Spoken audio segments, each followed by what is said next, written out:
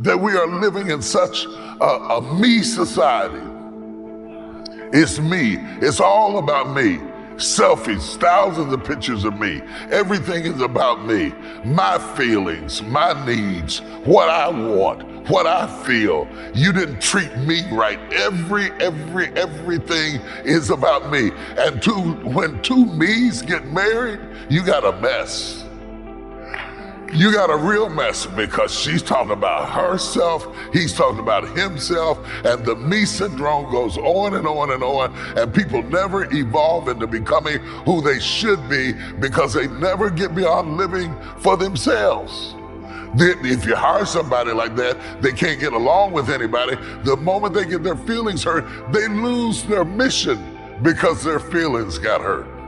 They lose their assignment because their feelings got hurt. They lose their calling because their feelings got hurt. They sit around and pout, become obnoxious because their feelings got hurt. You know why? Because we're in a narcissistic society where everything is about them.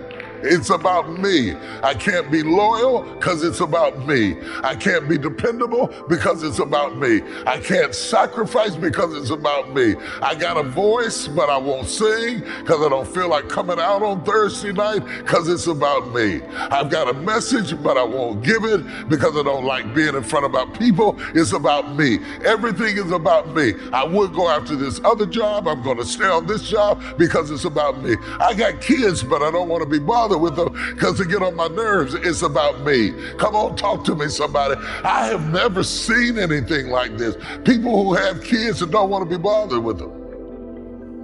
Now, there might be some times that they got on your nerves, but you still got to hang in there because you got to know that in order to be a mother, it's a sacrifice. Quit looking at some cute guy and saying, I want to be I want you to be my daddy. What is it, mama? Baby daddy. I want you to be my baby daddy. No.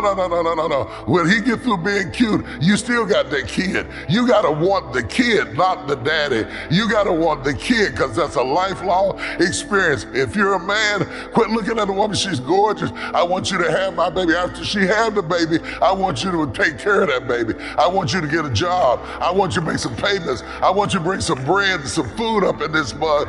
We got to get rid of this me syndrome that's killing us.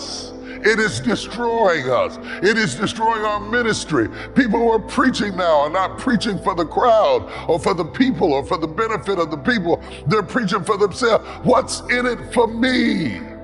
You cannot serve God and be a Christian, not a real Christian, and be stuck on stupid and tied into yourself and refuse to evolve to the degree that you understand this is about sacrifice. This is about service. This is about giving yourself away.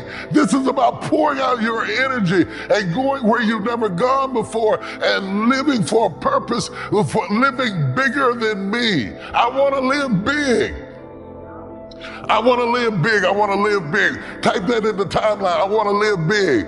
I'm through living small. I'm not going to let the devil talk me into living small. I'm going to live big. I'm going to live big because I'm living around so many people that are dying. And the more people die, the more it makes me want to live big. I don't want to waste a week. I don't want to waste a day. I don't want to waste an hour. I don't want to waste a second. I want to live big. That's why I'm not going to let you get on my nerves, because I want to live big. That's why I'm not going to let you frustrate me, because I want to live big. That's why I don't care what you think about me, because I want to live big. I want to live big.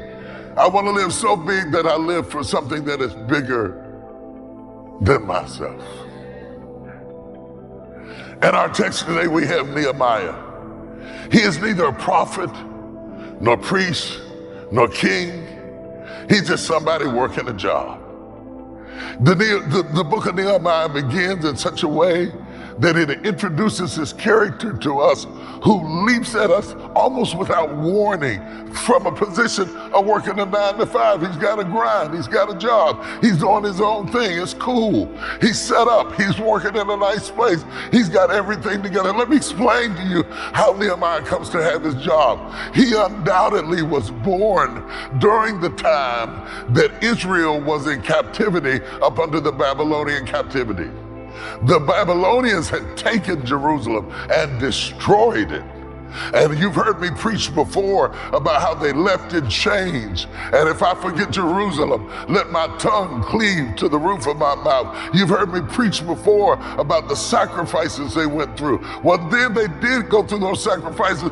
Babylon ripped them away from their home. But guess what? You reap what you sow. The same Babylon that tore things up for them got overcome by the Persian army, and now the Babylonians are out of power, and the children of Israel have been released to go back home, and some of them have stayed. Nehemiah is one of the ones that has stayed.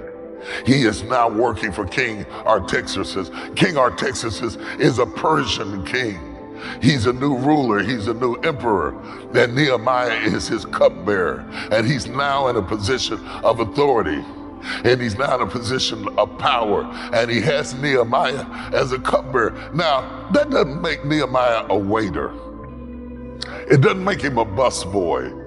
It doesn't make him just somebody who's going to and fro. That means that every time the king drinks wine, Nehemiah tastes the wine before the king to make sure it was safe. So Nehemiah is used to danger. I'm not trying to tell you that he's a wino. I'm not trying to tell you he's a drunk. I'm assuming that you understand that one of the proclivities of the Persian governments was to kill or to do a coup on a king by poisoning him. And to circumvent the possibility that the king might be poisoned, it was Nehemiah's job that if there was anything bad in the cup, he took it first.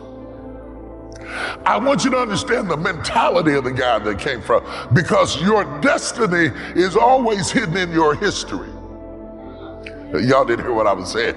Your destiny, if you go back in your life, you will see certain things that prepared you for where you are right now.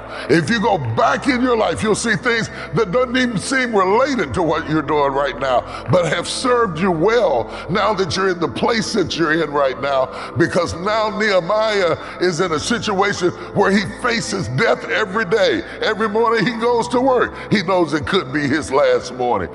He has already begun to have the roots of living beyond himself. I wouldn't want Nehemiah's job. I might give it to the cat. And if the cat don't make it, then I say, King, don't drink this wine, it's not good. I would not want to be Nehemiah's job, because if Nehemiah went to work one morning and somebody was poisoning the king, the evidence of saving the king would cost him his life. This is a seed of unselfishness that is planted in him from the earliest of his existence.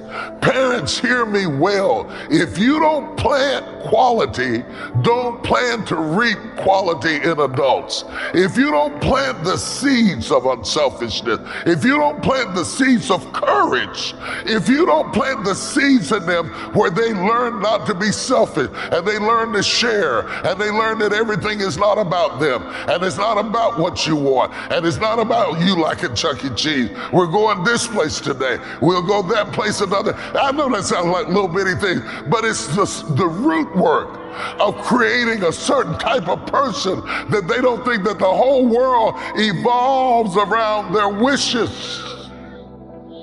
The reason we have so many divorces today is because you think the whole world evolves around your wishes. And if you don't find somebody who evolves around your wishes, you're ready to get out, because you're not willing to live beyond yourself.